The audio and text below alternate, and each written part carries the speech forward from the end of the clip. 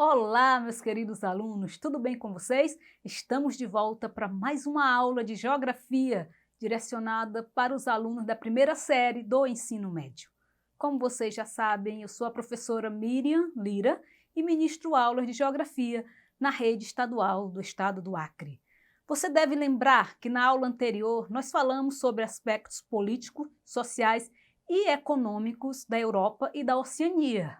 Eu falei para vocês que nós continuaríamos esse assunto na aula de hoje. Então, na aula de hoje, que é a nossa aula 11, nós falaremos sobre aspectos sociais, políticos e econômicos dos países asiáticos.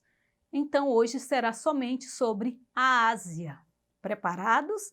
Então, vamos lá, vamos conhecer essas características principais do continente asiático. Ok? Nós começamos aí com os aspectos sociais. Em relação às características sociais, nós sabemos que a Ásia tem uma cultura formada por herança de muitas nacionalidades, religião e grupos étnicos. Nós sabemos também que o continente asiático contém a maior população do mundo. Você já deve ter dito assim, a China, isto mesmo. Né? A maior parte dos habitantes do planeta está no continente asiático, precisamente na China. É lá também que nós temos o maior país em extensão territorial, que é a Rússia. Eu coloquei um mapinha aí para vocês terem uma ideia. Está mostrando todos os continentes, onde fica a América, a Europa e a Ásia, né? Para vocês darem uma olhada aí nessa questão. Por ser um continente extenso, ela também é chamada de Velho Mundo. E quando junta alguns países que podem fazer parte da Ásia e da Europa, surgiu a palavra Eurásia. Esse assunto eu já dei para vocês. Vocês devem lembrar. Acho que foi na nossa aula 7 ou foi 8. Nós demos esse conteúdo chamado Eurásia, porque lá também na Ásia acontece isso.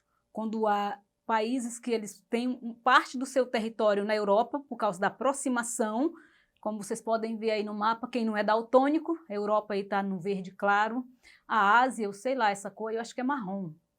Né? Estão bem próximos os dois. Então vai ter países que vai ter uma parte de seu território na Ásia e outro na Europa. Aí eles juntos recebem o nome de Eurásia. Mas não é sobre a Eurásia que nós vamos falar hoje, e sim sobre a Ásia, só para vocês terem essa ideia. Ela também é chamada de Velho Mundo, dos primeiros continentes a ser explorado. Lembra que eu falei na aula anterior que a Oceania é chamada de Novíssimo Mundo? Porque foi o último a ser explorado, tá bom?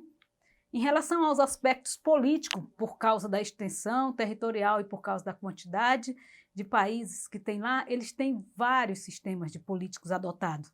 Eles são a monarquia absoluta, o sultanato, quase não sai, mas saiu, monarquia constitucional, a República Islâmica, os Emirados, Estado Unitário, território autônomo e Federação das Repúblicas. Olhando a quantidade de partidos políticos, regimes políticos que tem lá, dá para a gente entender um pouquinho por que acontece tantos conflitos lá, que foi citado na aula anterior, quando nós estudamos sobre os principais conflitos existentes aí na parte da Ásia, né? Principalmente na parte do Oriente Médio. Tudo a ver com essa questão religião, território e etnia. Grande, então vai ter vários territórios, vai ter povos lutando por território e também a questão religiosa, só para relembrar o que foi dito na aula anterior. Mais um pouquinho sobre os aspectos políticos, nós vamos saber que ela é, na área da estratégica, ela é importante, ela tem importância política e militar, ela é uma das principais exploradoras de petróleo, ali na parte da Arábia Saudita, né, tem bastante petróleo. Tensões e conflitos, nós citamos na aula anterior, que são os religiosos, sociais e fronteiriços, né? E a campanha do islamismo contra o Ocidente, que é a questão terrorista, que eu não vou repetir, mas só relembrar que na aula anterior nós falamos bastante sobre a questão do terrorismo, que é muito comum aí entre os árabes e israelenses, principalmente ali na faixa de Gaza, onde tem um povo também chamado palestinos, que lutam pela posse de suas terras. Eles querem ter direito a uma pátria, ou seja, eles querem criar um outro país dentro de Israel. Já tem Israel, eles querem criar outro. Israel não abre 1 milímetro de território para ninguém. Segundo a história bíblica, Israel herdou essa herança do próprio Deus, a chamada Terra Prometida. Então, eles não vão abrir território para ninguém. Por isso que há esses confrontos e sempre existirão, porque não acredito que eles cederão terras de jeito nenhum a palestinos ou a nenhum outro povo, tá bom? Só para a gente relembrar um pouquinho a aula anterior, tá bom? Ok. Ásia e aspectos econômicos. Vocês podem observar nesse mapa aí que eu coloquei um mapa com a divisão Ásia Setentrional, Extremo Oriente, Ásia Meridional, Ásia Central, Sudeste Asiático. A gente vai ver um pouquinho, e o Oriente Médio ali, né? A gente vai ver um pouquinho das características dos principais deles aí, para você saber como é que está dividido, como é que é feita essa divisão da Ásia. Se ela é grande em extensão territorial, deu para fazer bem essa divisão.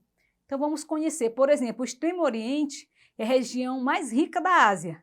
Por quê? Porque possui duas grandes potências, que é a China e o Japão. Quem não sabe que a China e o Japão é famosa pela questão das tecnologias? Não é? Exporta tecnologia para todo canto. Ok? Segunda, terceira maiores economias mundiais. Ok? Isso na parte do Extremo Oriente. Já na Ásia Central, que está no quadrinho verde, para quem não é daltônico, está ligada ao setor primário da economia. Qual é o setor primário da economia? É as atividades de agropecuária, né? Atividade voltada para o campo. Os principais produtos são o algodão e frutas, que necessita de um sistema de irrigação para manter a produtividade, porque nessa parte da Ásia Central não é comum também as chuvas serem regulares pela questão climática. Então, eles trabalham com a questão da irrigação para irrigar essa área total aí, né, dessa parte aí, para eles conseguirem uma boa produção. Já no Sudeste Asiático, tem uma economia voltada para o setor primário também, com grande produção de arroz e borracha, que fica onde essa produção? Na Tailândia, Indonésia, Malásia. Né? Se vocês não sabem, Tailândia, Indonésia e Malásia são tigres asiáticos, que é um conteúdo da nossa próxima aula, que a gente vai falar sobre os tigres asiáticos, que também ficam no continente asiático. Lá também a atividade industrial é significativa. Em Singapura, também é um tigre asiático, com um dos portos mais movimentados do mundo, que é a Malásia. Tá bom? Então, isso aí, esses três aí são os principais que se distribuem aí nessa divisão aí do continente asiático. Beleza até aqui?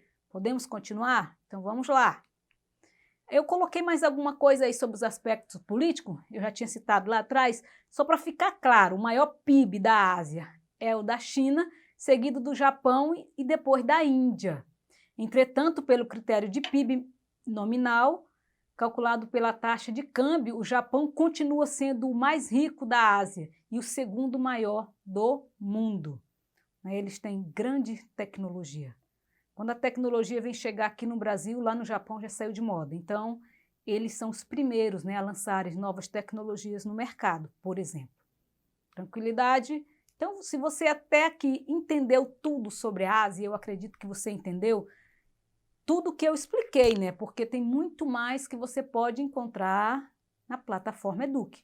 Como eu venho citando sempre em todas as aulas. Você encontra todo esse material da aula de hoje, o texto completo, que aqui está resumido. Você encontra outras atividades complementares que você vai poder estar praticando. Então, vamos para a nossa primeira perguntinha de hoje. Marque nas alternativas a seguir aquela que apresenta uma das características do continente asiático. Nós vimos várias, você vai marcar que tem só uma das características. Vamos lá? Letra A. Sua população apresenta alta escolaridade, elevado IDH, baixas taxas de natalidade e mortalidade e elevado número de idosos. Letra B. É o maior e mais populoso continente do mundo, são 4,3 bilhões de habitantes, distribuídos em 44.479 km². C. Chamada de Novíssimo Mundo durante a época das grandes navegações, compõe-se de vários grupos de ilhas no Oceano Pacífico. Letra D. Recebe grande insolação, possui temperatura elevada em razão de sua localização geográfica, pois está próxima à linha do Equador e do Trópico de Câncer e de Capricórnio.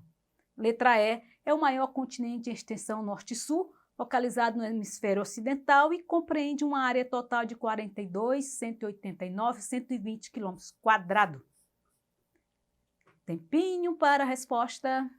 Muita coisa, né? Mas se você analisar, aí tem característica de tudo que é continente. Mas eu quero só que você tenha marcado que tem a característica do continente asiático. Vamos lá? Muito bem, se você marcou a letra B, você acertou. O continente asiático, ele é o maior e o mais populoso continente do mundo. Lembra que eu citei a China, um país com a maior população? São 4,3 bilhões de habitantes distribuídos, né, aí em 479 km², e 50 países, apresentando também as maiores densidades demográficas. Parabéns para quem acertou. Segunda questão. Em relação aos aspectos políticos da Ásia, marque a opção que apresenta as características do Extremo Oriente. Letra A é a região mais rica da Ásia, possuindo duas grandes potências econômicas, a China e o Japão, segunda e terceira maiores economias mundiais. Letra B está ligada ao setor primário da economia, com a agropecuária ocupando um espaço importante.